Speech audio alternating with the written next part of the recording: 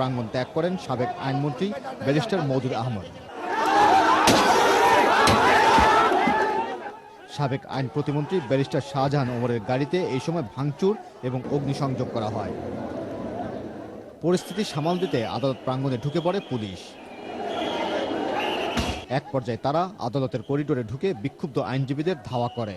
পুলিশের সঙ্গে এই সময় আইনজীবীদের ধস্তাধস্তি এবং কয়েক দফা ধাওয়া পাল্টা ধাওয়ার ঘটনা ঘটে।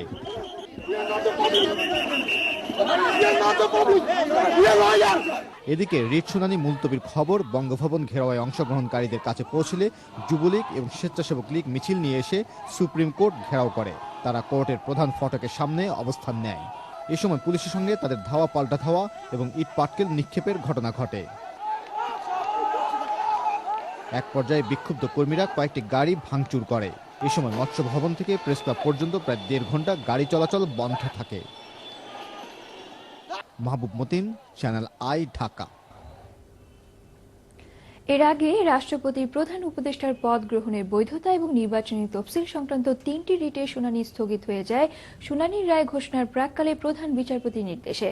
এর প্রতিবাদে সুপ্রিম কোর্ট আইনজীবী সমিতি